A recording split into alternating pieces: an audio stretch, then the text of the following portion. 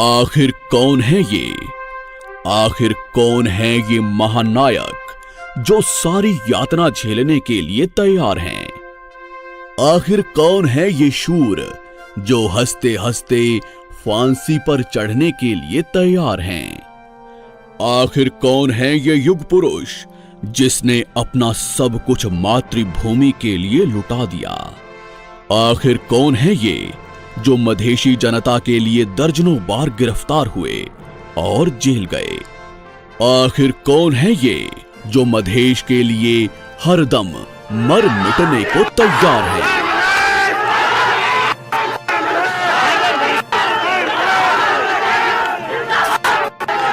मधेश के महानायक doctor C K Raut. जब जब धर्म की हानि और अधर्म की वृद्धि हुई है, तब तब हर युग में धर्म की रक्षा के लिए कोई ना कोई महापुरुष पैदा हुआ है। उसी तरह सैकड़ों वर्षों से अत्याचार से तड़प रहे मधेश में आशा की किरण के रूप में आए हैं मधेश के महानायक डॉक्टर सीके राउत।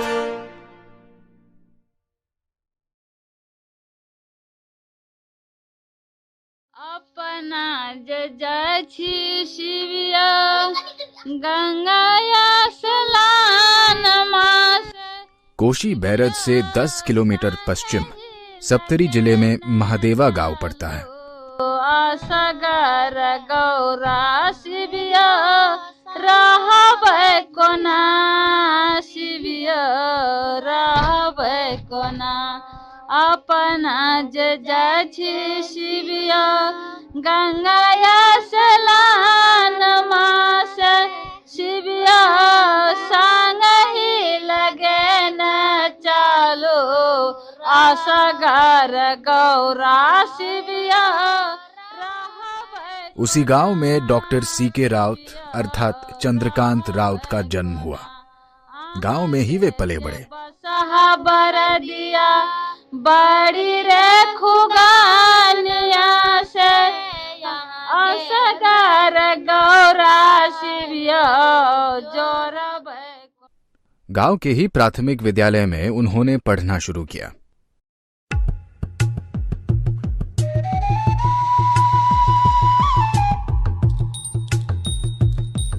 उसके बाद वभन गामाकट्टी स्कूल से SLC अर्थात मैट्रिक परीक्षा सर्वोच्च अंक से पास की। शुरू से ही पढ़ने में तीक्ष्ण रहे डॉक्टर साहब के बचपन के विषय में अनेकों कारनामे प्रचलित हैं। ऐसे ही एक बार जब डॉक्टर साहब बचपन में कटी स्कूल से आ रहे थे तो एक अज्ञात साधु बाबा महादेव मंदिर पर विद्यार्थियों को प्रवचन दे रहे थे। उसी समय बहुत दूर ही आ रहे डॉक्टर साहब की ओर देखते हुए साधु बाबा ने विद्यार्थियों को कहा कि वो जो आ रहा है वही मेरी समस्या का हल कर सकेगा और वही इस मिट्टी का समस्या भी हल करेगा।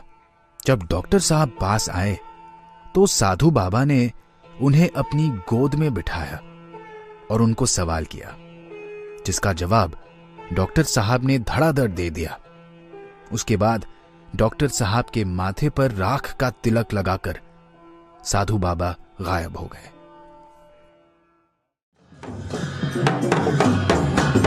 मैट्रिक पास करने के बाद डॉक्टर साहब काठमांडू आए।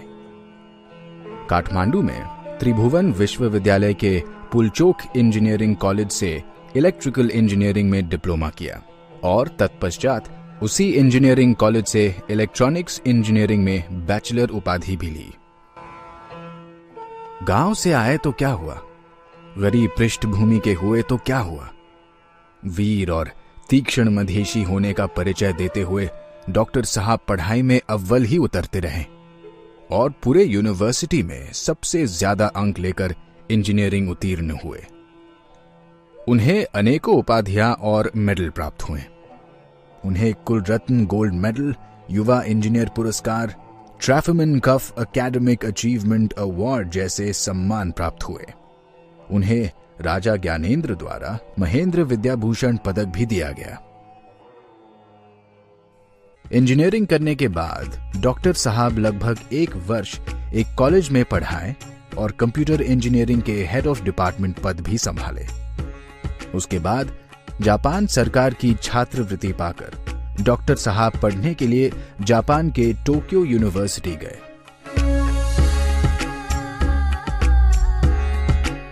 देश विदेश में घूमते हुए, अनेकों सभा सम्मेलन में भाग लेते हुए टोक्यो यूनिवर्सिटी से डॉक्टर साहब ने इंफॉर्मेशन साइंस एंड टेक्नोलॉजी में मास्टर्स डिग्री हासिल की। उसके बाद छात्रवृत्ति पाकर डॉक्टर साहब विलायत के कैम्ब्रिज यूनिवर्सिटी गए। वहीं से इंफॉर्मेशन इंजीनियरिंग में पीएचडी हासिल की।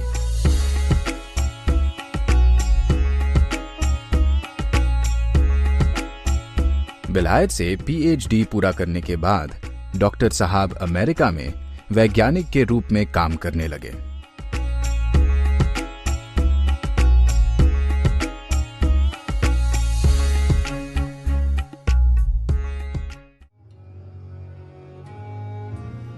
डॉक्टर साहब बचपन से ही मधेश के विषय में अभिरुचि रखते थे और मधेश के ऊपर किताब और लेख पढ़ा करते थे।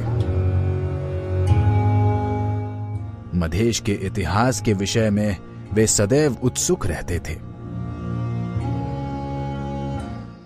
घर में भी बौद्धिक माहौल था। उस पर गजेंद्र बाबू का आना जाना, दरवाजे पर रहने से उनसे भी वे प्रेरित थे।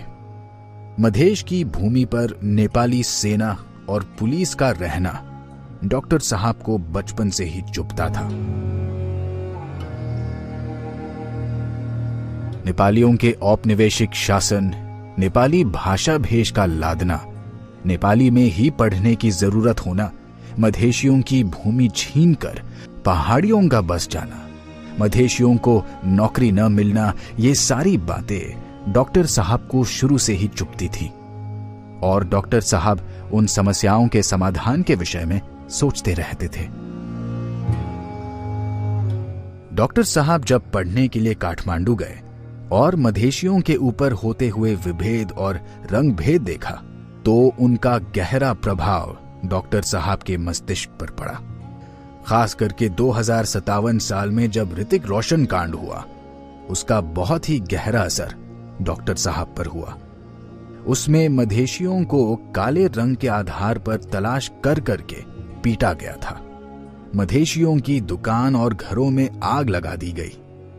डॉक्टर साहब यह सोचने पर विवश हो गए कि अगर यह देश हमारा भी है तो हम पर इस तरह की रंग भेदी आक्रमण क्यों, हम पर यह विभेद क्यों, हम दास बनकर जीने पर मजबूर क्यों। और डॉक्टर साहब के मन में उसी दिन से स्वतंत्र मधेश यानी आजादी के लिए भावना जाग गई।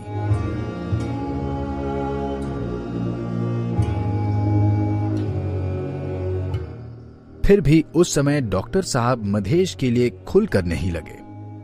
आध्यात्मिक प्रवृत्ति के होने के कारण उनके मन में सदैव दुविधा रहती थी कि वो भगवान की भक्ति में लगे, सत्य की खोज में लगे या मधेश की सेवा में।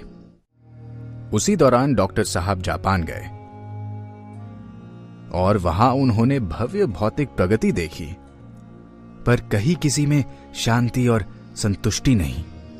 उनका मन भौतिक प्रगति से ऊब गया और वे सन्यासी होने के लिए जोगी के वेश में भारत तीर्थ यात्रा पर निकल गए। सत्यसाई आश्रम, रामेश्वरम, कन्याकुमारी तक भ्रमण किए।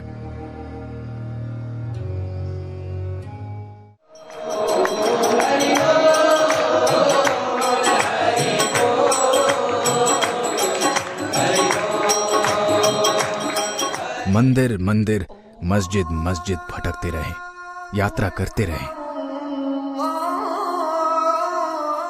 उसी दौरान उन्हें बोध हुआ कि वे जितना भी भाग जाएं, पर मधेशी होने की पहचान से नहीं भाग सकते। मधेश की सेवा ही भगवान की सेवा है। हम उस जिम्मेवारी से भाग नहीं सकते। हमारा जन्म ही मधेश की सेवा के लिए हुआ है। और यह जानकर डॉक्टर साहब पुनः लौट गए।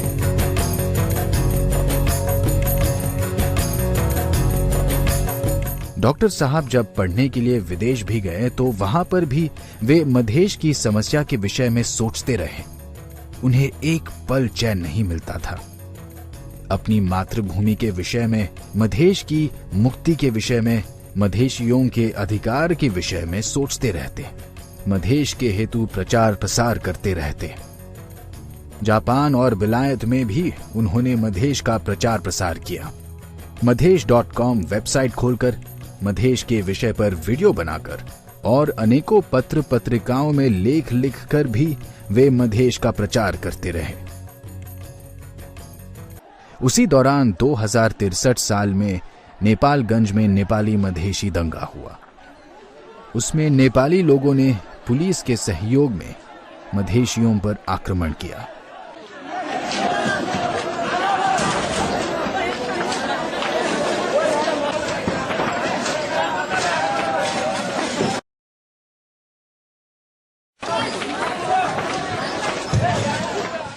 मधेशियों की दुकान और घरों में आग लगा दी।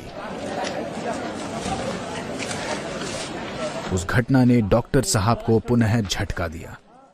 उस समय डॉक्टर साहब विलायत में अध्ययनरत ही थे। विलायत के बाद जब डॉक्टर साहब अमेरिका भी गए तो वहां भी मधेश की मुक्ति के लिए लगे रहे। उन्होंने मधेश के विषय पर हार्वर्ड यूनिवर्सिटी और दूसरे जगहों पर प्रवचन भी दिया।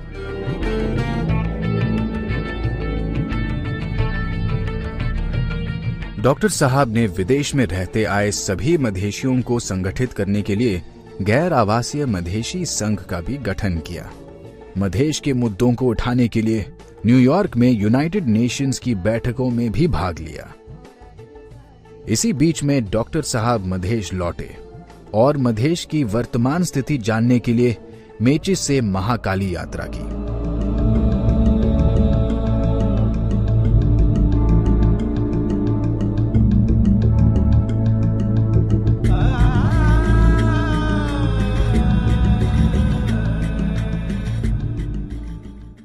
इस दौरान उन्होंने किसान की समस्या को समझा। नहीं खेती करेल छै अखनी तो आब पानी नहीं छै। अखनी मशीन से पानी दे रहल छै ना, पानी सूखल जाय छै ना, कादो।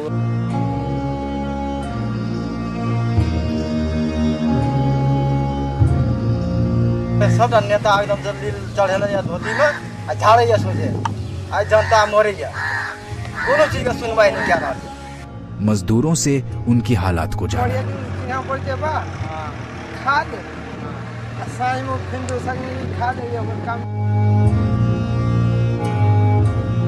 दलित और मुस्लिमों से बातचीत की।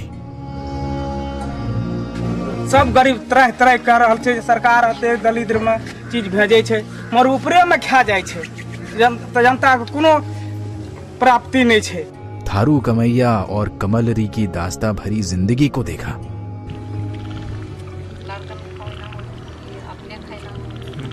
आदिवासी भूमिहीनों की स्थिति को जाना पहचाना। हम तो उठा रहे हैं ना, हमें कुछ ना मिल रहा है। तुम तो ना उठा रहे हो, मंजा से बैठो ढुक के। वैसे रहेगा, एक कट्ठा रहेगा तो हमारे घर बार सब हम चल गए। अब हम कहाँ जाएं? महिलाओं और बच्चों की हालात देखी और ये सब देखने के बाद डॉक्टर साहब का दिल तड़प उठा। उन्होंने सोचा, जब हमारे अपने लोग यहाँ भूखे नंगे मर रहे हैं तो इनकी समस्याओं को समाधान करने की बजाय मैं अमेरिका में क्या कर रहा हूं? मातृभूमि जब तड़प रही है तो मैं और इंतजार कैसे करूं? और डॉक्टर साहब ने अमेरिका में वैज्ञानिक की नौकरी तुरंत ही छोड़ने का फैसला किया।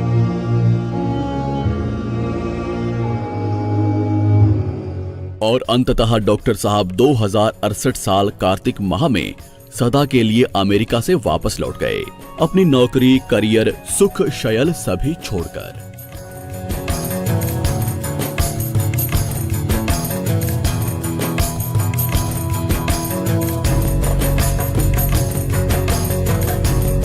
उसके बाद डॉक्टर साहब मधेश में गांव-गांव घूमते रहे, लोगों से जुड़ते रहे और समस्याओं की पहचान करने में लगे रहे। गांव-गांव जाकर धूल मिट्टी खाते रहे, भूखे पेट और नंगे पांव भी चलते हुए जनता की सेवा करने में जुट गए। डॉक्टर साहब जगह जगह घूमकर अपने विचारों को फैलाने लगे। खेत खलिहानों में जाकर, गांव देहातों में भी जाकर लोगों को समझाते रहे। पहाड़ियों के अन्याय और अत्याचार से तड़प रहे मधेशियों में डॉक्टर साहब का विचार आग की तरह फैलने लगा। लोग उमड़ उमड़ कर डॉक्टर साहब की बात सुनने के लिए आने लगे, पर नेपाल सरकार को वो हजम नहीं हुआ। 2071 साल भादो 28 गते शनिवार मोरंग जिले में रंगेली के पास 2 दर्जन से ज्यादा सशस्त्र पुलिस ने घेरा डालकर डॉक्टर साहब को वहां से गिरफ्तार किया। बिना कोई पकड़ाव पूर्जी रातों रात पुलिस ने डॉक्टर साहब को गायब कर दिया और अज्ञात कर दिया। ये खबर सनसनी की तरह पूरे देश में फैल गई। मधेशी जनता तुरंत सड़कों पर उतर आई और डॉक्टर साहब की स्थिति सार्वजनिक करने के लिए प्रदर्शन करने लगी। जगह जगह पर विरोध प्रदर्शन हुआ। उन पर नेपाली पुलिस ने दमन किया। कई मधेशी घायल हुए। कई लोगों के हाथ पैर भी अत्याचारी नेपाली पुलिस ने तोड़ दिए। डॉक्टर साहब को नेपाली पुलिस ने यातना पूर्वक रखा था। मध्य रात को नेपाली पुलिस उठाकर उन्हें जान से मारने की धमकी भी देती थी।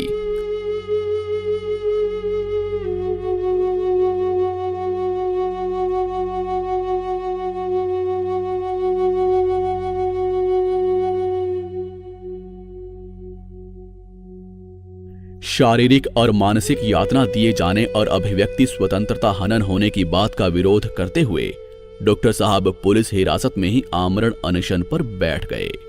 आमरण अनशन की वजह से डॉक्टर साहब की तबीयत बिगड़ती गई और वे शारीरिक रूप से कमजोर होते गए। पुलिस रात को उन्हें उठाकर अस्पताल ले जाती और स्लाइन करा के फिर सलाखों के पीछे बंद कर देती। अंततः तबीयत इतनी बिगड़ गई कि उन्हें अस्पताल में भर्ती किया गया। टीचिंग हॉस्पिटल में मौत से जूझते हुए भी डॉक्टर साहब अपने उद्देश्य पर कायम रहे। अंततः अनशन के 11वें दिन नेपाल सरकार को झुकना ही पड़ा। अश्विन 15 गते नेपाल सरकार के साथ वार्ता हुई।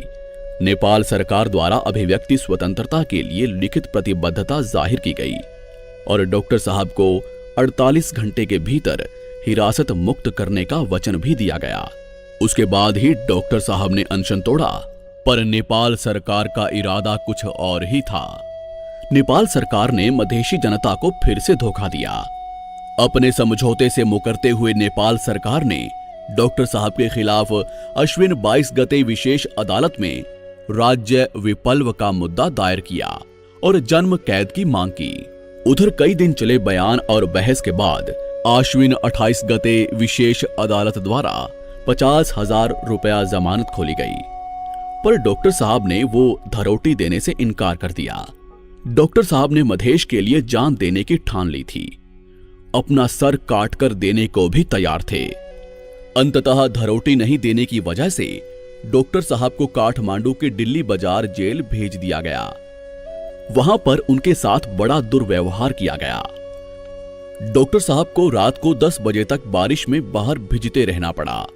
बाद में भंसा घर में नीचे सोने की जगह दी गई। दूसरों से बातचीत करने के कारण उन्हें सजा भी दी गई। उधर डॉक्टर साहब जेल में यातना भोग रहे थे तो बाहर मधेशी जनता भी उतनी ही चिंतित थी। मधेशी जनता ने डॉक्टर साहब को जेल से छुड़ाने के लिए जिले जिले में 1 रुपया संकलन अभियान चला दिया और छठी पर्व में डॉक्टर साहब के लिए प्रार्थना भी जगह जगह की गई। पर्व त्योहारों में अन्य देवी देवताओं के साथ डॉक्टर साहब की मूर्ति भी बनाकर जगह जगह अभियान चलाया गया। अंततः अगहन 8 गते मधेशी जनता की इच्छा और जनमत का कदर करते हुए डॉक्टर साहब जेल से बाहर निकले। रिहा होने के पश्चात डॉक्टर साहब जन संबोधन करने के लिए निकले। उस लक्ष्य के लिए हम पूरे जीवन भर लड़ते रहेंगे। जनता डॉक्टर साहब की दीवानी हो चुकी थी। डॉक्टर साहब जहां जाते 10,000 की संख्या में जनता उमड़ पड़ती थी, वो भी बिना किसी तैयारी के। ये नेपाल सरकार को बर्दाश्त नहीं हो रहा था।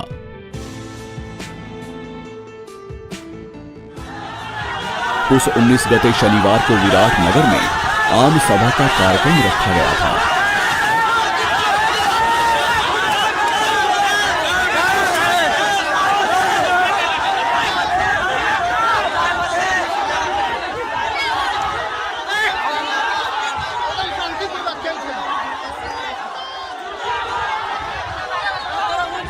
एकदम शांतिपूर्वक।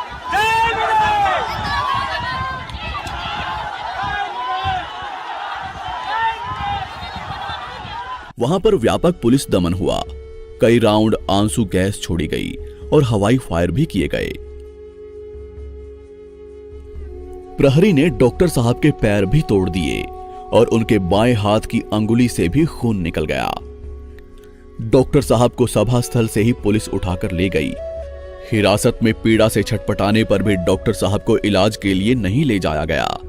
रात को 9:30 बजे मोरंग पुलिस ने डॉक्टर साहब को हिरासत से मुक्त कर दिया, पर उन पर विराट नगर वापस जाकर इलाज कराने पर रोक लगा दी। विवश होकर डॉक्टर साहब को इटहरी लाया गया और दर्द की सुई लगाई गई। उसके बाद धरान के अस्पताल में उन्हें भर्ती किया गया। डॉक्टर साहब के पैर टूटने की वजह से बैंडेज किया गया।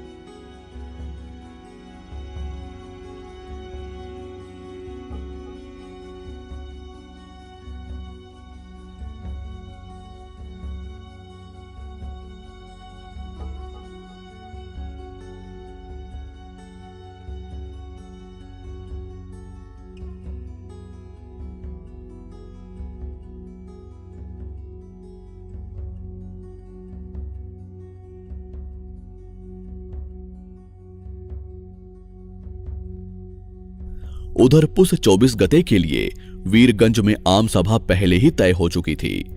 इसलिए पैर टूटने के बावजूद भी पुलिस को चकमा देते हुए डॉक्टर साहब वीरगंज सभा स्थल तक पहुंचने में कामयाब रहे। बैसाखी के बल पर सभा स्थल पर पहुंचकर उन्होंने जोर से दहाड़ लगाई।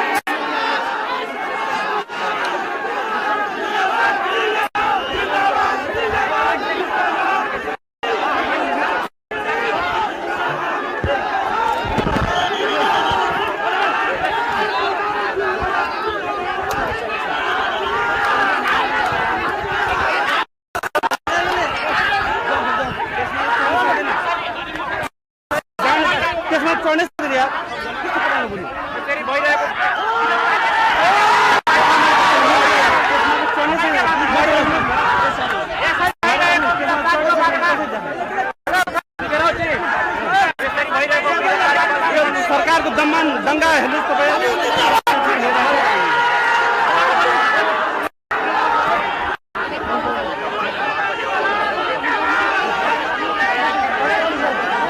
वीरगंज में भी पुलिस ने स्टेज को तोड़ फोड़ कर दिया। कई राउंड आंसू गैस छोड़ी गई और हवाई फायर किए गए। मधेशी जनता को बहुत ही रंग भेदी गाली दी साहब को गई, गिरफ्तार जिसके कारण स्थानीय जनता प्रतिकार पर उतर गई। सशस्त्र कैंप में रखा गया। डॉक्टर साहब को गिरफ्तार करके 12 पिलुआ के जंगल में स्थित सशस्त्र कैंप में रखा गया।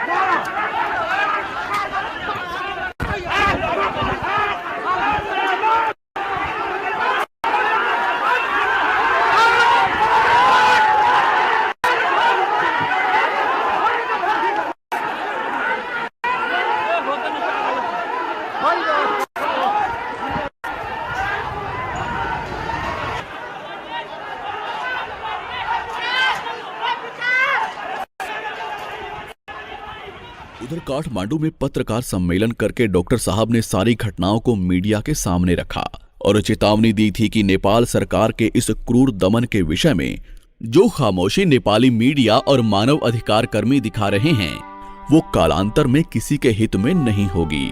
नेपाल सरकार द्वारा बारंबार हो रहे आक्रामक पुलिस दमन का जवाब डॉक्टर साहब ने अपने ही ढंग से दिया। पुलिस दमन के खिलाफ डॉक्टर साहब ने फूल आंदोलन छेड़ दिया। नजरबंद में रहने के बहुत दिनों के अंतराल के बाद चैत 21 गते शनिवार झापा जिले के राजगढ़ में डॉक्टर साहब की आम सभा की घोषणा की गई थी। उसके लिए नेपाल पुलिस एक दिन पहले से ही दर्जनों जगहों पर छापा मार के डॉक्टर साहब को गिरफ्तार करने के लिए तलाश करती रही। राजगढ़ आने वाले सारे मार्ग सील करके पुलिस द्वारा कड़ी जांच की जाने लगी, परंतु डॉक्टर साहब भी पुलिस को चकमा देते हुए सभा स्थल के पास में ही एक गांव में छुप गए थे। सभा के दिन डॉक्टर साहब एक मोटरसाइकिल पर साधारण हुलिये में सवार होकर सभा स्थल तक पहुंचने में सफल रहे, परंतु मोटरसाइकिल पर से उतरते ही उन पर सशस्त्र पुलिस की टोली ने लाठी बरसाना शुरू कर दिया। दर्जनों लाठियां उन पर बरसती रही। डॉक्टर साहब को सिर, गर्दन और बाह पर काफी चोट आई। डॉक्टर साहब को बचाने के क्रम में 18 लोग घायल हुए। पुलिस ने उस दिन 61 आदमियों को गिरफ्तार किया। डॉक्टर साहब को ज्यादा चोट लगने से पुलिस ने उन्हें मेची अंचल अस्पताल भद्रपुर में भर्ती करके इलाज करवाया। बाद में रात को करीब 1 बजे उनको रिहा किया गया।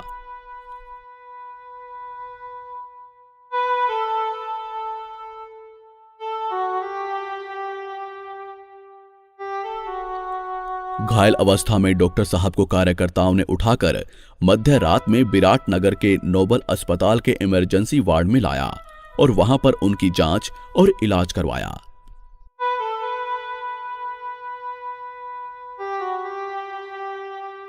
डॉक्टर साहब ने सदैव अग्र मोर्चा पर रहकर लीड किया, अग्र पंक्ति पर रहकर पुलिस के दमन का सामना किया। भले ही अपने पैर तुड़वा लिए, भले ही अपना सर फुड़वा लिया, भले ही सैकड़ों लाठियां खुद खा ली, खुद ही दर्जनों बार जेल गए, खुद ही सैकड़ों यातनाएं सही, परंतु कभी जनता को कुछ होने नहीं दिया। मधेश के लिए ही जेल जाने वाले वे मधेश के अकेले राजनेता हैं, मधेश के महानायक हैं, मधेशियों के मसीहा हैं। डॉक्टर साहब के बढ़ते मानव अधिकार हनन के प्रति कोई संघ संगठन आगे नहीं आए। मानवाधिकारी संघ संस्थाओं ने प्राय स्वराजियों के प्रति हो रहे अन्याय और दमन के प्रति मौनता ही दिखाई। मधेश की सेवा के लिए दिन रात संघर्ष में लगे रहने के कारण और बार बार पुलिस द्वारा गिरफ्तार होने और जेल जाने के कारण डॉक्टर साहब अपने बाल बच्चों से वर्ष दिन से अलग ही रहते आए थे।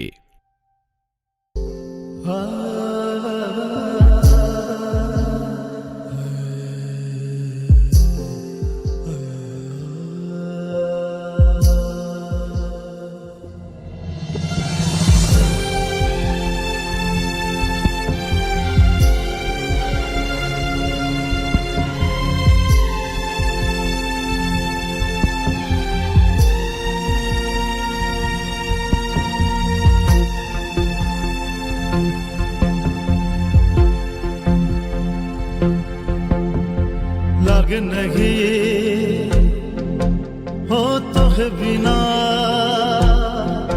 मनवा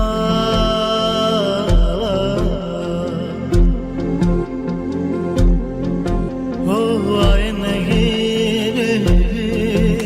हो तो है बिना चैना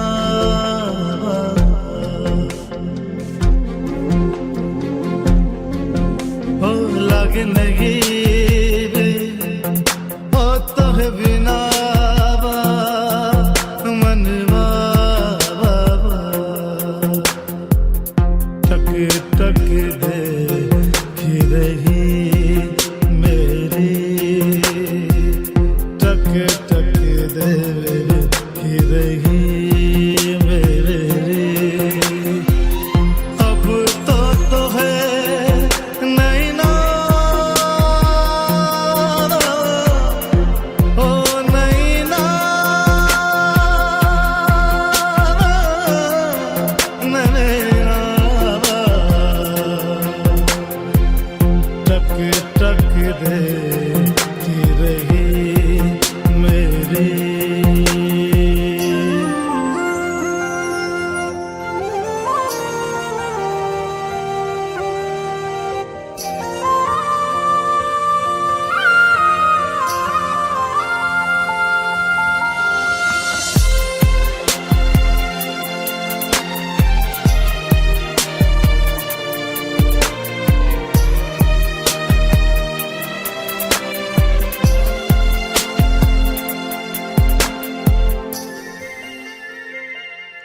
बन के साया तेरा बिछाना छोड़ मैं ये जो नाता है रस्मों का तेरा साथ ना छोड़ मैं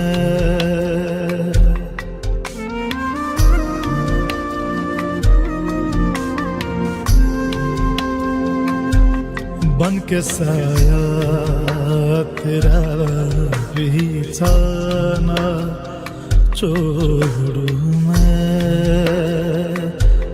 ये जो नाता है रस्मों का तेरा साथ ना छोड़ू मैं जिस्म हूँ बस तू मेरी जाने है जाने है हो लगे नहीं हो तो है बिना मनवा। उधर बच्चों की देखभाल और खान पान अच्छा ना होने की वजह से डॉक्टर साहब का बेटा चरम कुपोषण का शिकार हो गया। वो 5 वर्ष के होने पर भी स्कूल नहीं जा पाया था। जब डॉक्टर को दिखाया गया तो डॉक्टर ने अस्पताल में ही महीना 1.5 महीना तक भर्ती करने के लिए कहा।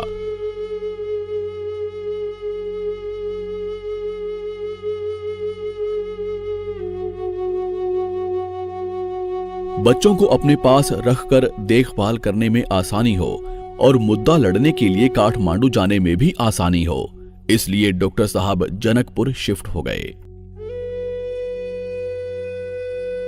जनकपुर रहने के लिए करीब 6 महीने से डेरा तलाश कर रहे थे, परंतु लोग डॉक्टर साहब का नाम सुनकर ही घबरा जाते थे, डेरा नहीं देते थे। अंततः एक छोटा सा कमरा डेरा में लेकर डॉक्टर साहब बाल बच्चों सहित जनकपुर में रहने लगे। डॉक्टर साहब का नाम सुनकर उनके बेटे को जनकपुर में कोई भी स्कूल भर्ती नहीं करना चाहता था।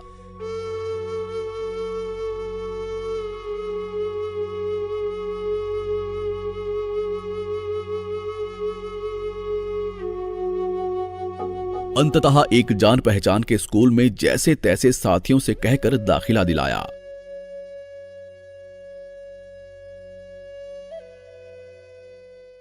इसी बीच में फागुन 23 गते नेपाली सेना के प्रधान सेनापति राजेंद्र क्षत्री ने डॉक्टर साहब के खिलाफ नेपाली सेना परिचालित करने की चेतावनी दी। पनि देश नै टुक्र्याउने खालका तथा राष्ट्रिय एकता र भौगोलिक अखण्डतालाई खतरा पुर्याउने प्रवृत्तिका सुरक्षा चुनौतीहरू सिर्जना भएमा नेपाल सरकारको निर्देशन अनुसार विधि सम्मत तरिकाले नेपाली सेना स्वतः परिचालन हुने पनि प्रश्न पार्नु भयो। उधर चैत 17 गते एबीसी टेलीविजन ने पत्रकार सुशील पांडे के साथ डॉक्टर साहब की अंतर्वार्ता को प्रत्यक्ष प्रसारण किया।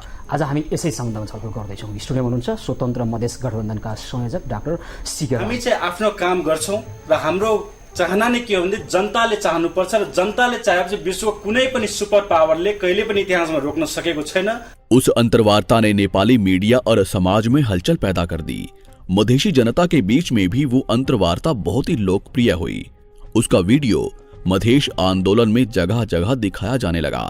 उधर अंतर्वार्ता प्रसारण होते ही प्रेस काउंसिल की आकस्मिक बैठक ने एबीसी टेलीविजन के ऊपर कार्रवाई करने का निर्णय किया। उसके साथ साथ प्रेस काउंसिल ने बारंबार डॉक्टर साहब व उनके अभियान से संबंधित कोई भी खबर नहीं छापने के लिए उर्दी जारी करती रही। डॉक्टर साहब व उनके अभियान से संबंधित खबर प्रसारण करने वाले विभिन्न मीडिया हाउस की कार्यवाही भी करती रही। 2073 साल अगहन 10 गते रंगभेदी गिरफ्तारी की वार्षिकी के अवसर पर डॉक्टर सीके राउत सहित 250 से अधिक समर्थकों को नेपाल पुलिस ने लाठीचार्ज करते हुए मधेश के विभिन्न जगहों से गिरफ्तार किया। 2073 साल अगहन 21 गते मंगलवार के दिन जनकपुर में विवाह पंचमी के मेला पश्चात नगर में फैली गंदगी की सफाई करने के कार्यक्रम से धनुषा प्रहरी ने गिरफ्तार करके 17 कार्यकर्ताओं के ऊपर सार्वजनिक अपराध का मुद्दा दायर कर दिया। उधर घर को पुलिस द्वारा बार बार घेरने की वजह से डेरावाल ने डॉक्टर साहब को घर से निकाल दिया।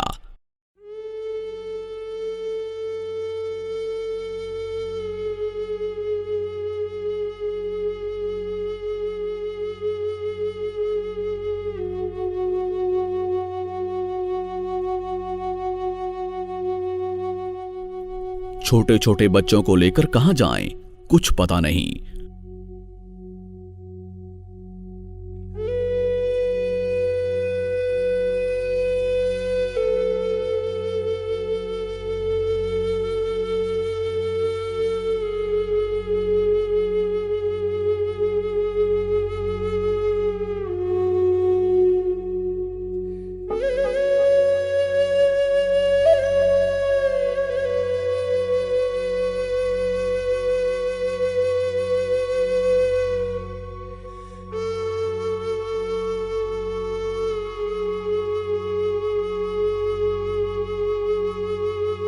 फिर भी अंत में जनकपुर के मछली बाजार में एक गुफा जैसा अंधेरा पड़ा हुआ कमरा मिला।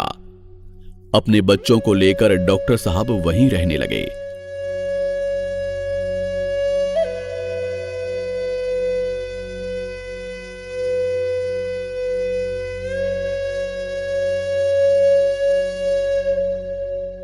वहां भी पुलिस चारों ओर से घर को घेरे ही रखती थी।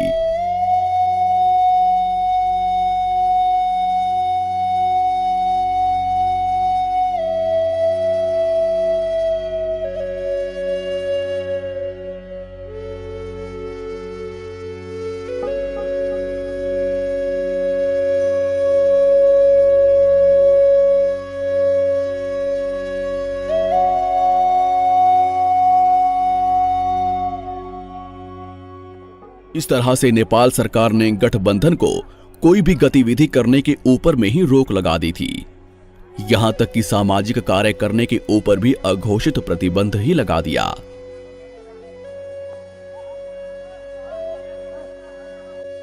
फिर भी 2073 साल माघ 5 गते बलिदानी दिवस के अवसर पर सिरहा जिले के लाहान में डॉक्टर साहब का जन संबोधन का कार्यक्रम रखा गया।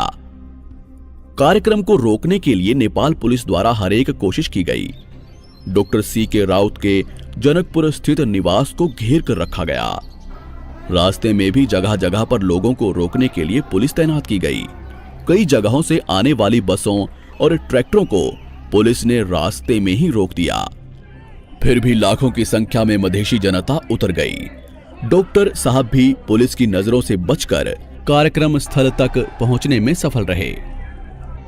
लाहान के शहीद पार्क में मधेशी शहीदों को माल्यार्पण करने के बाद डॉक्टर साहब ने सभा को संबोधन किया। याद करते हुए कि हमने आखिर क्या पाया 10 वर्ष के बाद, हमारे शहीदों का सपना का क्या हुआ, क्या हमारे शहीदों ने इसीलिए बलिदानी दी थी? कदापि उन्होंने मधेश को 6 टुकड़ा में बांटने के लिए बलिदानी नहीं दी थी। वे एक समृद्ध मधेश देखना चाहते थे, एक अखंड मधेश देखना चाहते थे, और हम सबका आज फर्ज बनता है।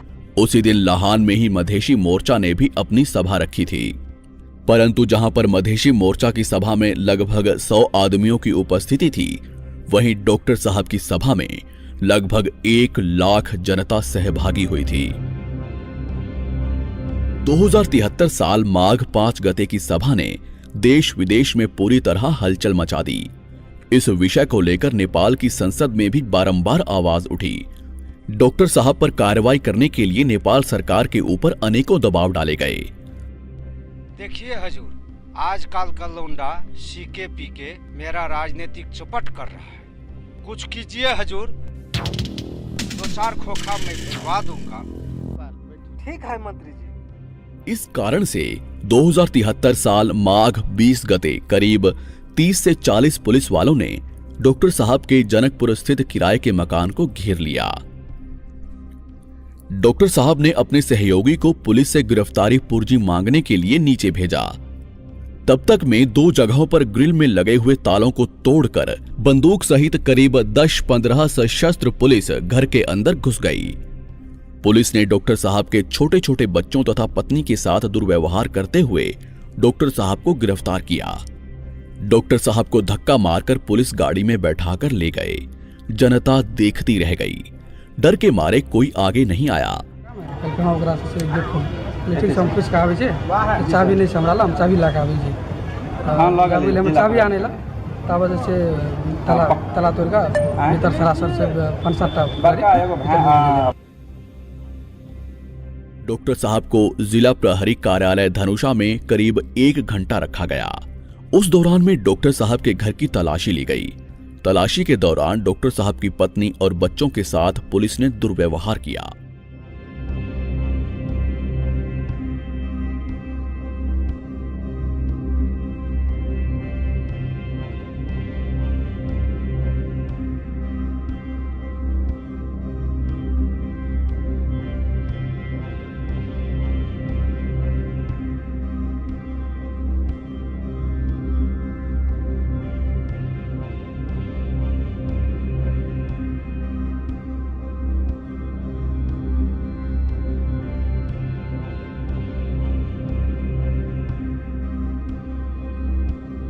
बच्चे रोते रहे, बिलखते रहे, बचाने के लिए कोई नहीं आगे आया।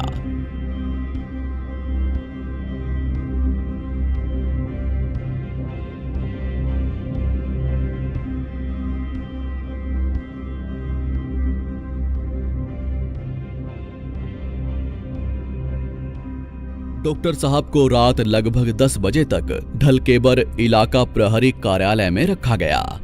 उसके बाद सिरहा जिले के लाहान इलाका प्रहरी कार्यालय में लाकर हवालात में बंद कर दिया गया।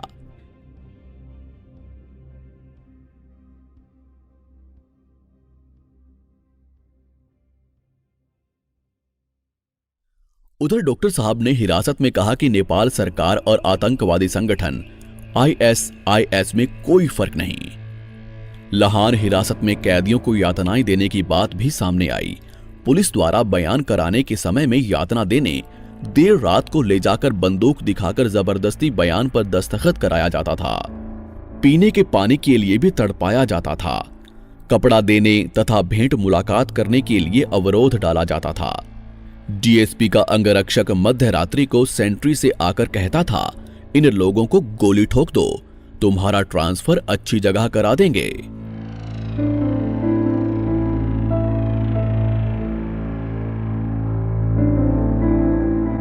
फागुन 1 गते डॉक्टर साहब को सिरहा जिला अदालत में लाने के लिए चलो सिरहा भरू सिरहा का कार्यक्रम रखा गया था। माघ 5 गते लाहौर की तरफ कहीं फिर लाखों जनता ना उभर पड़े। इसके लिए नेपाल पुलिस ने सुनसरी से लेकर परसा जिले तक के दंगा पुलिस को सिरहा जिला में बुलवा लिया। पूरे सिरहा जिले में कर्फ्यू लगा दिया गया। गांव-गांव से आने वाली जनता को स्थानीय पुलिस चौकी ने गांव के भीतर ही रोक दिया। सिरहा बाजार में गाड़ियों और मोटरसाइकिलों का प्रवेश भी निषेध कर दिया। फिर भी हजारों की संख्या में समर्थक हेम नारायण चौक और जिला अदालत के सामने जमा हुए और डॉक्टर सीके राउत को रिहा करो जैसे नारे लगाकर पूरे बाजार को गुंजायमान कर दिया। पुलिस ने समर्थकों को बंदूक दिखाते हुए गोली चलाने की धमकी दी तो कई समर्थक अपना ऊपरी कपड़ा उतारकर छाती दिखाकर प्रदर्शन करने लगे। नेपाली पुलिस को नंगी छाती पर गोली मारने के लिए चुनौती देने लगे। उसी क्रम में पुलिस कई बार लाठीचार्ज करके जनता को बिखेर देती थी। फिर भी जनता पुनः इकट्ठी होकर नारेबाजी करने लगती थी। लाठीचार्ज से दर्जनों समर्थक घायल हुए। घटना की तस्वीर खींच रहे पत्रकारों के मोबाइल और कैमरे भी पुलिस ने फोड़ दिए। फागुन 1 गते सिरहा जिला अदालत ने पुनः 10 दिन का म्याद थप करने का फैसला किया। उधर फाल्गुन 7 गते रूपंदेही जिले के मरचुआर में प्रजातंत्र दिवस के अवसर पर भी समर्थकों ने कार्यक्रम रखा था। सभा के दिन चारों ओर से मोर्चाबंदी करके समर्थक सभा स्थल की ओर आगे बढ़े। नेतागण अलग अलग दिशाओं से आने वाले मोर्चों को संभाले हुए थे। हर एक मोर्चे को अवरोध करने के लिए और उसे सभा स्थल तक नहीं पहुंचने देने के लिए भारी संख्या में नेपाली पुलिस तैनात की गई थी। सभा स्थल की ओर बढ़ रहे मोर्चे पर नेपाल पुलिस ने अंधाधुंध लाठीचार्ज करने के साथ साथ कई राउंड आंसू गैस के गोले भी छोड़े। आंसू गैस सेल प्रहार किया। परिणाम स्वरूप सभा स्थल पर आने वाले सभी नाके युद्ध स्थल जैसे दिखने लगे। मरचुआर घटना के बाद फागुन 10 गते नेपाल के प्रधान सेनापति राजेंद्र क्षत्री ने डॉक्टर सीके राउत के अभियान को रोकने के लिए देश भर के पृथनापतियों को तैयार रहने का निर्देश दिया। प्रधान सेनापति राजेंद्र छेत्रीले विखण्डनकारी तथा राष्ट्रिय अस्थिरता पैदा गर्ने तत्त्वलाई सेनाले नछाड्ने बताएका छन्। आइतबार सैनिक मुख्यालय जंगी अड्डामा पूर्व प्रधान सेनापतिहरू तथा बहालवाला एवं पूर्व रथी वृद्धहरूको भेलामा राष्ट्रको वर्तमान सुरक्षा स्थिति बारे चर्चा गर्दै सेनापति छेत्रीले फागुन 18 गते नेपाल के प्रधानमंत्री पुष्प कमल दाहाल प्रचंड ने राष्ट्र के नाम पर संबोधन करते हुए डॉक्टर साहब और उनके कार्यकर्ताओं को कुचल देने की खुली चेतावनी दी। एक थरी तत्त्व मधेसको आवेगलाई भड्काएर मुलुक विखण्डन गर्ने दिवा स्वप्न देखिरहेका छन्। म आज यही सम्बोधनबाट खुला रूपमा भन्न चाहन्छु, विखण्डनकारी सर्पका हरेक फणा कुल्चिनेछ। डॉक्टर साहब सहित सिरहा पुलिस की हिरासत में रहे 10 स्वराज्यों के लिए राज्य विरुद्ध के संगठित अपराध के मुद्दों में म्याद थप करता गया। इस दौरान डॉक्टर साहब के साथ अनेकों यातनापूर्ण व्यवहार करने के साथ साथ डॉक्टर साहब की बैंक खाता, संपत्ति और पासपोर्ट के ऊपर भी नेपाल सरकार ने रोक लगा दी, जिससे उनके गर्भवती पत्नी तथा छोटे छोटे बच्चों को जीवन यापन करने में काफी कठिनाई हुई।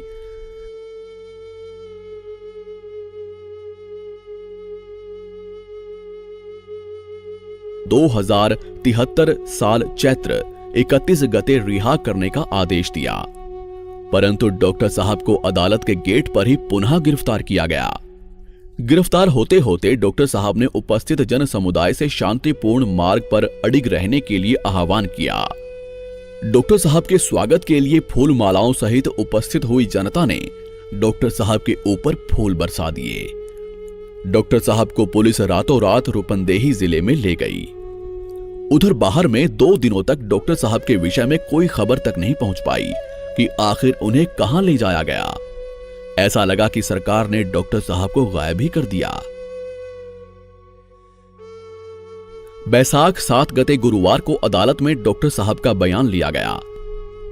पुलिस के खिलाफ बयान देने के कारण डॉक्टर साहब को यातना देने के लिए भैरहवा हिरासत में 21 कैदी रहे कक्ष में कैदियों के हाथों मारपीट करने के लिए सौंप दिया। साला बिहारी, यहाँ पर तेरा इतना सा भी औकात नहीं है।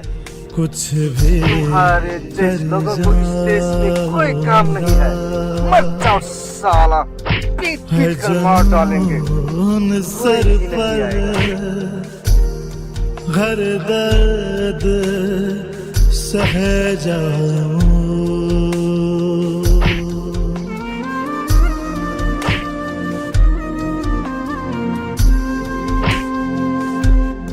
वो फिरंगे तो जितना कर जुल्म, हिम्मत ना तू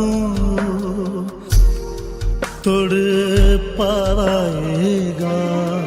मैं सराज हूँ मर कर वापस आऊंगा।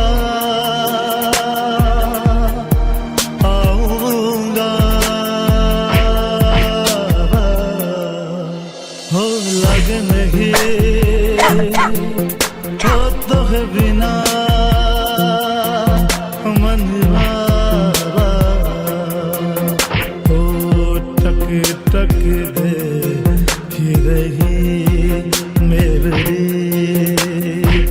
टक टक दे कि रही मेरी। अब तो है नहीं ना नहीं ना नहीं ना नहीं ना। टक टक दे कि रही मेरी।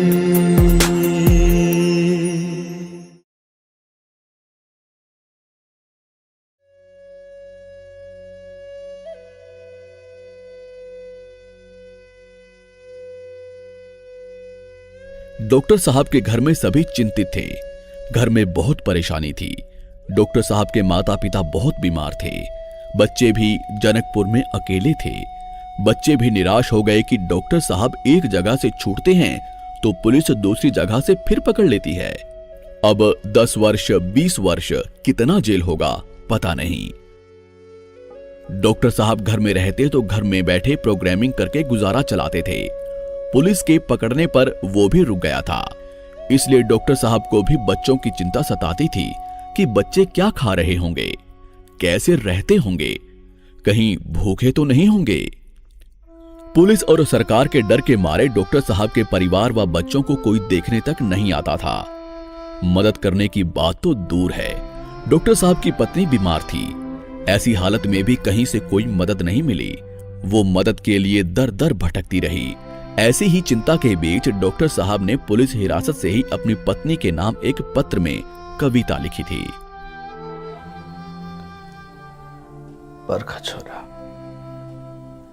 पर्खा छोरा आँखा नचिम्ला, म 2 मुट्ठी चामल लिएर आउँदैछु। पेट बेसरी थिचेर भए नि बस, सँगै खान थोरै अन्न लिएर आउँदैछु। प्यारी खाली भाँडो भए नि चुल्होमा बसेर राख, खाली पानी भए नि डाडुले चलाइराख। सायद एकहोरो स्वरले भोको नानी निदौला कि के थाहा नियतिको म फेरि फर्किन होला कि।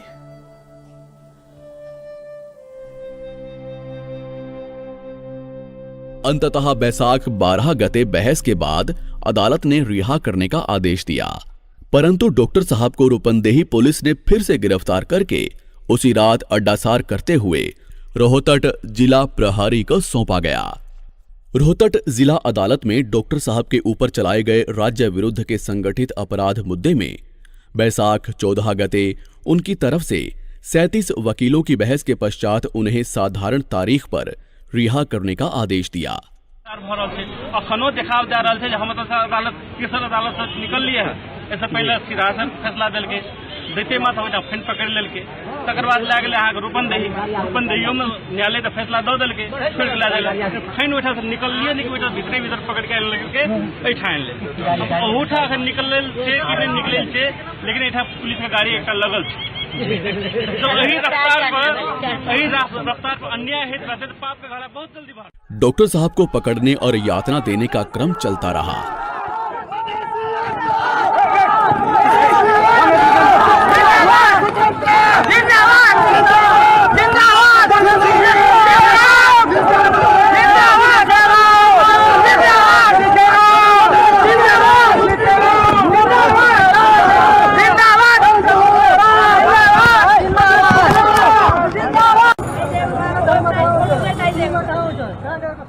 इधर बाहर में काम करने के लिए, जमानत देने व पर्चा छपवाने के लिए कोई पैसा नहीं था। इस समस्या से जूझने के लिए विभिन्न जिलों के स्वराजियों ने महीनों में एक दिन भूखा रहने का निर्णय किया। उसके बदले हर एक महीना 100 रुपए जमा करके उसे प्रयोग करने का निर्णय किया। उसी अनुसार 2074 साल सावन महीने से विभिन्न जिलों में स्वराजियों द्वारा उपवास कार्यक्रम प्रारंभ किया गया। उधर 2074 साल अगहन 21 गते प्रतिनिधि सभा और प्रदेश सभा सदस्य निर्वाचन का दिन था। उस दिन ही जनकपुर के माछा बाजार स्थित डेरा से नेपाल प्रहरी ने फिर से डॉक्टर साहब को गिरफ्तार किया।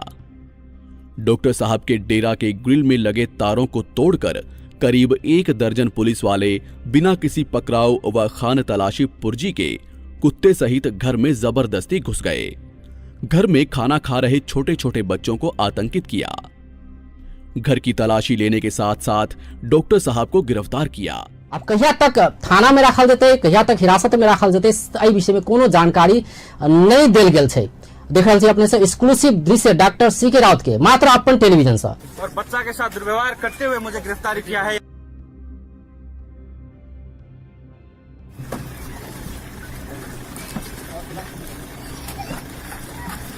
उसके बदले में डॉक्टर साहब के गांव सप्तरी के महादेवा से एक भी मतदान नहीं हुआ।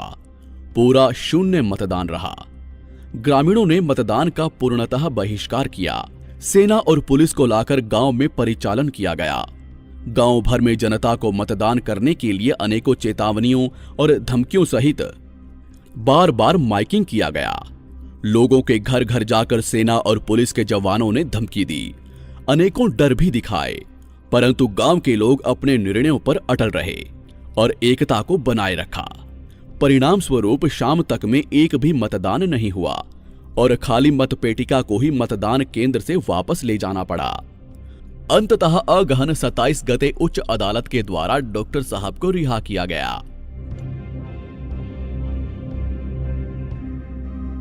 दो 2074 साल माघ 5 गते सिरहा जिले में हर एक साल मनाए जाने वाले बलिदानी दिवस के अवसर पर डॉक्टर साहब के श्रद्धांजलि देने निकल सकने की आशंका में उनके निवास को माघ 3 गते के दिन से ही नेपाल प्रहरी ने घेर लिया और 24 घंटे ही घर के चारों ओर तथा आसपास के घरों की छतों पर और सड़कों पर करीब 2 दर्जन पुलिस की तैनाती कर दी गई। वैसे डॉक्टर साहब का कोई कार्यक्रम नहीं था, फिर भी डॉक्टर साहब घर में नजरबंद ही रहे। डॉक्टर साहब को लगातार नजरबंदी में रखा जाने लगा। घर से निकलने ही नहीं देते थे। जनकपुर निवास में घर के चारों ओर पुलिस का पहरा हरदम लगा रहता था। कार्यकर्ताओं के ऊपर भी जगह जगह दमन होने लगा। भरखर जीते हुए जनप्रतिनिधि और नेता लोग डॉक्टर साहब के कार्यकर्ताओं का दमन करने लगे। पुलिस को कहकर उन्हें पकड़वाने लगे, घर पर छापा मरवाने लगे। परिणाम स्वरूप संगठन की गतिविधियां लगभग शून्य सी हो गई। इसको देखते हुए प्रमुख नेताओं ने बार बार बैठकें रखी। आगे कैसे बढ़ें, इस पर बार बार छलफल चलता रहा। अधिकांश केंद्रीय नेताओं का कहना था कि बिना पार्टी के अब काम नहीं चलेगा। आखिर गांधी जी की भी तो अपनी पार्टी थी। गांधी जी तो खुद ईस्वी 1924 में इंडियन नेशनल कांग्रेस के अध्यक्ष ही थे। इंडियन नेशनल कांग्रेस ने अंग्रेजों के मातहत ही ईस्वी 1937 में निर्वाचन में भाग लिया था और 11 में से 8 राज्यों में विजय हासिल की थी। सुभाष चंद्र बोस की भी अपनी ही पार्टी थी। यहां तक कि भगत सिंह की भी अपनी ही पार्टी थी। बाबा साहेब अंबेडकर की भी अपनी पार्टी थी। तो पार्टी बनाकर ही राजनीतिक अधिकारों को संस्थागत किया जा सकता है, पीढ़ी दर पीढ़ी के लिए सुनिश्चित किया जा सकता है। सिर्फ सड़क पर आंदोलन करते रहने और मरते रहने से ही अधिकार संस्थागत नहीं होगा। जान देने के लिए तो हम सभी हर वक्त ही तैयार हैं, पर जनता की भलाई भी तो हो।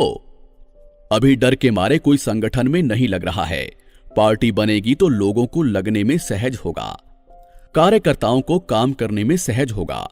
हम जनता के जनजीवन से जुड़े तरक्की उन्नति के कार्य भी कर सकते हैं।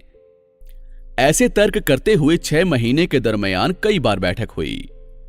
इसी तर्क के आधार पर केंद्रीय नेताओं ने पार्टी बनाकर ही आगे बढ़ने का निर्णय किया और पार्टी बनाने के लिए तैयारी शुरू कर दी गई। इसी बीच में नेपाल सरकार ने विभिन्न राजनीतिक समूहों से वार्ता करने वाली वार्ता समिति भी बनाई। उनसे वार्ता करने का भी निर्णय किया गया। उधर इसी बीच में उप प्रधानमंत्री श्री उपेंद्र यादव जब भादो 7 गते बर्दिया गए थे तो जिला समन्वय समिति के हल में उनके कार्यक्रम सुनने के लिए राम मनोहर यादव सहित कुछ स्वराजी भी गए थे। परंतु उपेंद्र यादव ने भाषण शुरू करने से पहले ही पुलिस को इशारा करके राम मनोहर यादव सहित 4 स्वराजियों को पकड़वा दिया। उनको पुलिस हिरासत में कड़ी से कड़ी यातना दी गई और राम मनोहर यादव की पुलिस हिरासत में ही बेरहमी से हत्या कर दी गई।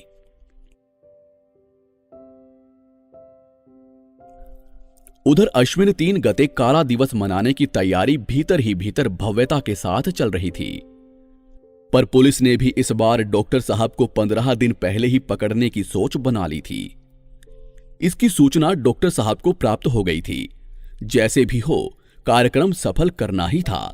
जनता से अपेक्षा बहुत बड़ी थी, इसलिए कार्यक्रम जैसे भी हो सफल करने के लिए डॉक्टर साहब सुरक्षा कर्मियों को चकमा देते हुए रात को 12 बजे घर से निकल पड़े और भूमिगत हो गए। पुलिस पता लगाने के लिए छटपटाती रही, कोई सुराग नहीं मिल पा रहा था। सुराग लेने के लिए पुलिस ने कई कार्यकर्ताओं को पकड़ा भी, घर घर जाकर कई कार्यकर्ताओं को डराया धमकाया भी, पर कहीं से कुछ भी पता नहीं चला। आखिर आश्विन 3 गते आ ही गया। पुलिस ने जनकपुर धाम को चारों ओर से सील कर दिया था। गाड़ियों का आवागमन भी बंद था।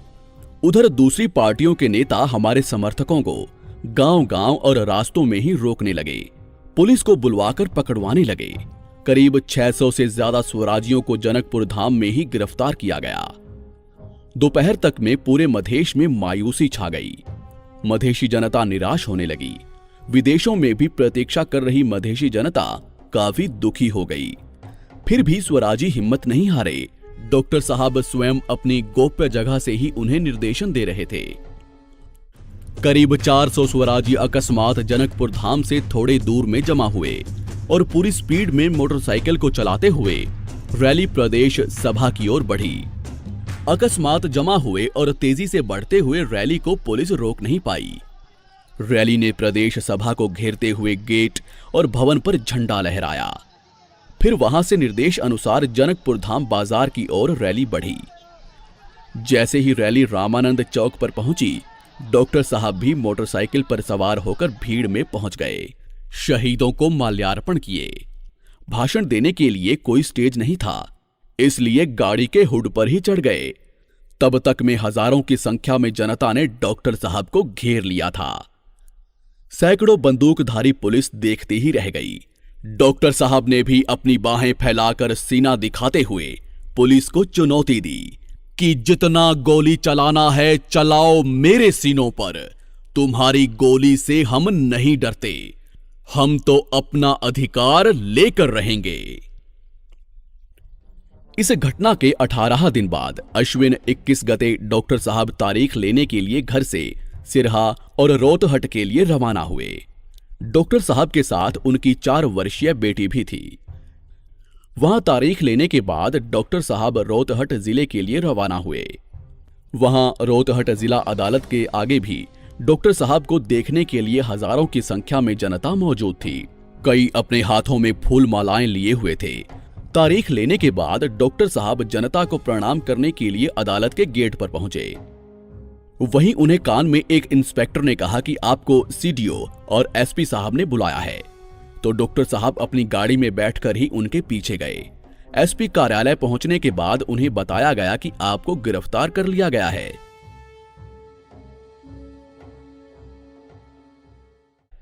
डॉक्टर साहब को उनकी 4 वर्षीय बेटी सहित पुलिस हिरासत में रखा गया।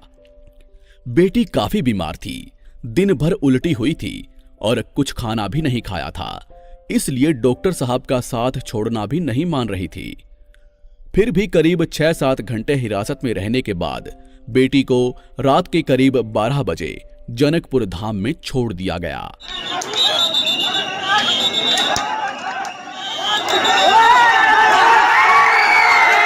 उधर डॉक्टर साहब को हिरासत कक्ष में लाया गया। वहां पर बैठने तक की जगह नहीं थी। 13-14 समर्थकों को भी पकड़कर हिरासत में रखा गया था। सभी इधर उधर सो रहे थे। डॉक्टर साहब भी एक कोने में जैसे तैसे जगह बनाकर बैठे, फिर वहीं कोट पैंट में ही सो गए। 90 दिनों तक डॉक्टर साहब को हिरासत में अनेकों यातनाएं दी गई। बाहर में सभी दशमी, दीपावली और छठ मना रहे थे, परंतु डॉक्टर साहब हिरासत में कठोर यातनाएं काट रहे थे। वो भीतर में बीमार भी हो गए थे, जिससे उन्हें और भी कठिनाइयों का सामना करना पड़ा। करीब 60 दिन की यातना के बाद अदालत ने फैसला सुनाया। डॉक्टर साहब के अलावा 4 साथियों को रिहा कर दिया गया, परंतु डॉक्टर साहब को जेल में डाल दिया गया। हाथ में हथकड़ी लगाकर डॉक्टर साहब को रोहतहट जेल में लाया गया और कड़ी निगरानी में रखा गया।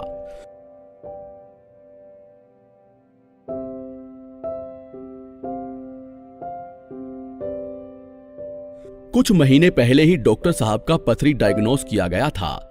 डॉक्टर साहब इस इंतजार में थे कि हिरासत से छूटकर इसका इलाज करवाएंगे, परंतु जेल हो जाने से असमंजस की स्थिति पैदा हो गई।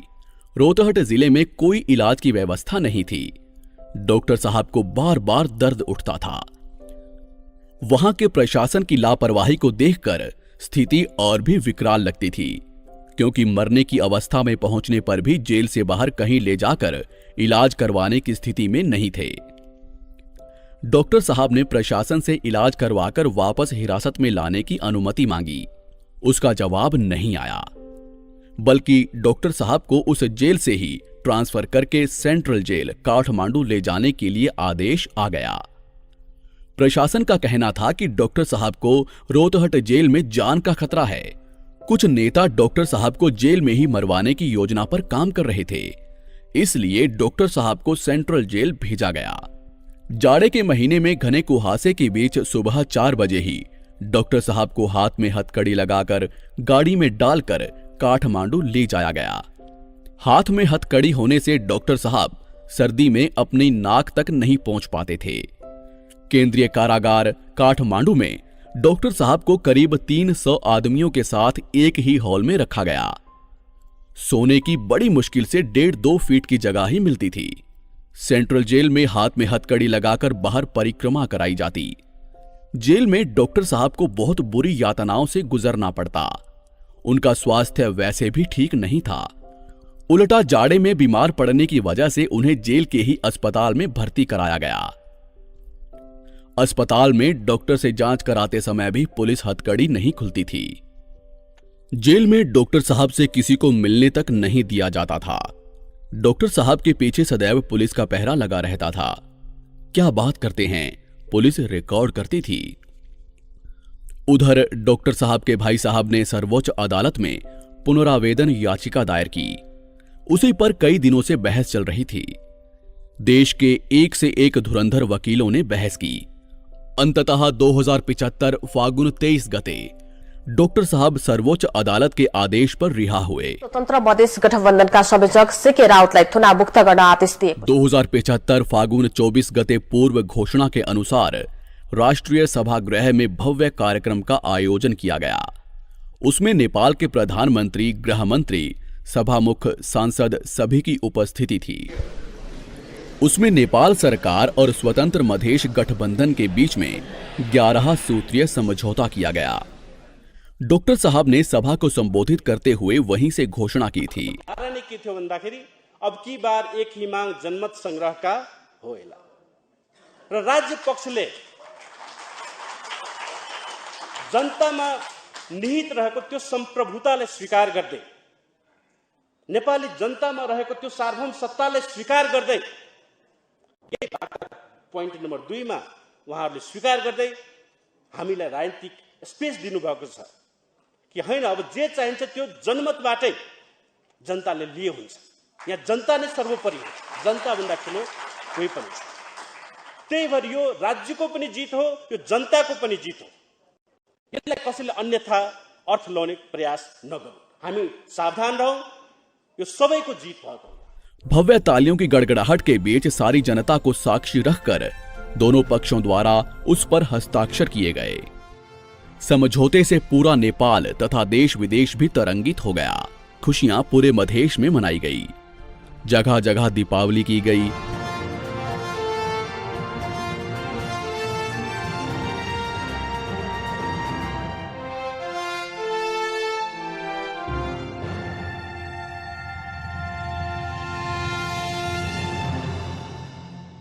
सत्ताधारी पक्ष और शासक वर्ग के नेताओं और पार्टियों को स्वतंत्र मधेश गठबंधन की मांग पूरा होने, उसके आगे नेपाल सरकार के घुटने टेकने आदि बातों को लेकर काफी नाराज हुए। ये तो दो देशों के बीच समझौते जैसा है कहकर उन्होंने काफी बवंडर भी मचाया। नेपाली कांग्रेसका सभापति शेरबहादुर देउवाले सरकार र सीके राउत समूह बीच भएको सम्झौतालाई राष्ट्रघाती भन्नुभएको छ। यो सहमतिमा जसरी दुईटा देशको बीचमा भए जस्ता शब्दहरू त्यहाँ प्रयोग भयो र हामीले अस्वीकार गरेको र अस्वीकार गर्नुपर्ने स्वतन्त्र मधेस भन्ने शब्द प्रयोग गरियो। पृथकतावादी नीति लिएर हिँडेको मान्छे यो ढङ्गले प्रस्तुत गरियो। मानौ नेपालको गौतम बुद्ध पछिका, पृथ्वीनारायण शाह पछिका सबभन्दा तेस्रो हिरो नेपालका हुने जस्तो गरी जुन ढङ्गले प्रस्तुत गरियो। जनअभिमत र जनमत संग्रहका कुरा नै उठेका छन्। यो त्यति धेरै विवाद गरिराख्नु पर्ने कुरा चाहिँ होइन। जनमत संग्रहको बारेमा पनि संविधानले किटेरै भनेको छ, संसदको 2/3 बहुमतले निर्णय गर्नुपर्ने हुन्छ। सरकार र सीके राउतको बीचमा सम्झौता भइसकेपछि बढी बहस र प्रतिक्रिया जनमत संग्रहमा केन्द्रित भएको छ। का बारेमा सरकारले स्पष्ट पार्नु पर्दछ। समझौते के बाद डॉक्टर साहब जनकपुर धाम लौटे।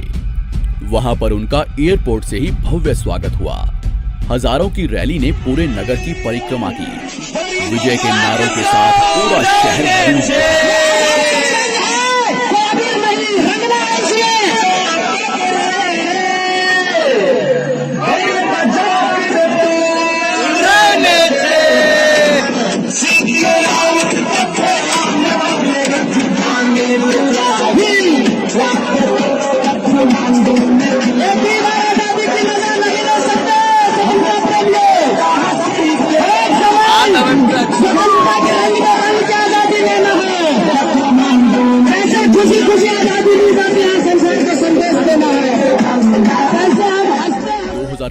साल चैत्र 3-4 गते राष्ट्रीय परिषद की बैठक सिरहा के लाहान में हुई।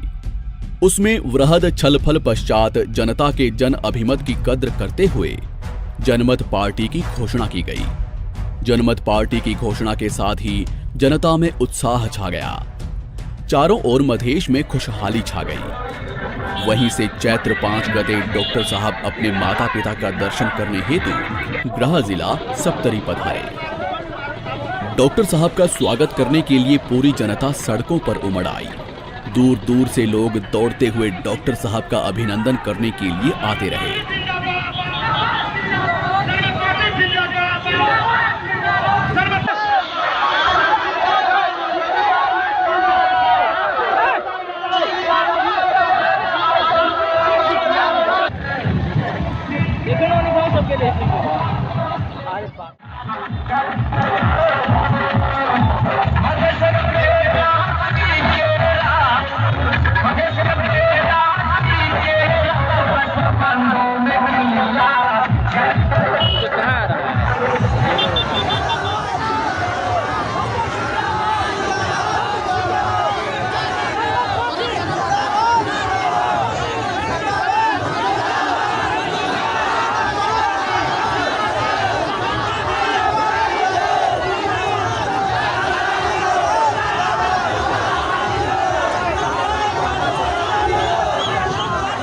जेल से छूटने के बाद डॉक्टर साहब जनता की सेवा में तुरंत उतर गए।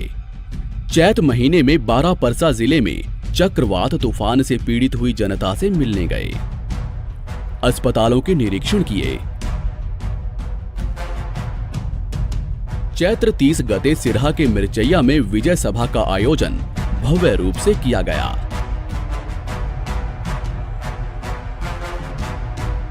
चुनौती देकर कहता हूं कि आज भी अगर मधेश के नाम पर कोई गोली चलती है तो किसी नेता के पास इतना हिम्मत नहीं कि वो गोली को अपनी छाती से लगाए। उस वक्त में सीके राउत की छाती वो गोली लेने के लिए तैयार रहेगी और हम अपने जान को कुर्बान करने के लिए भी कभी एक कदम भी पीछे हटने वाले नहीं है। आप विश्वास रहिए।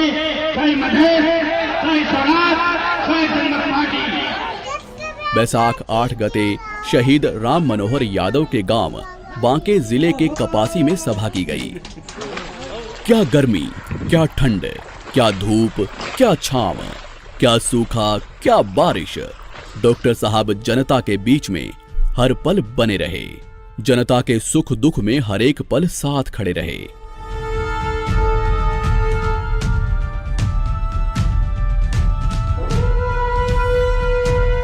जहां दूसरे नेता लोग काठमांडू में महल बनाकर वहीं रहते थे, डॉक्टर साहब मधेश की भूमि पर ही मधेशी जनता के साथ सदैव यहीं पर रहे।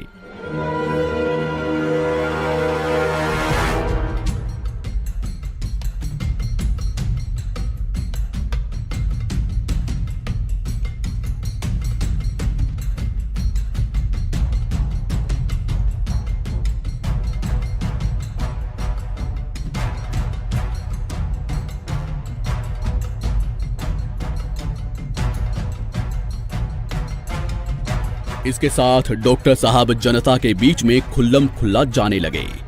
जो सपने अधूरे रह गए थे सभी एक एक करके पूरे करने लगे।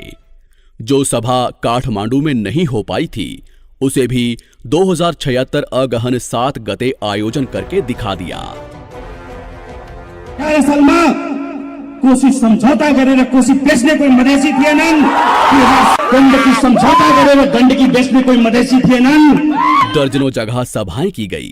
जनमत पार्टी जनता के बीच में तेजी से फैलने लगी। जनमत पार्टी विजय अभियान की ओर तेजी से बढ़ रही है।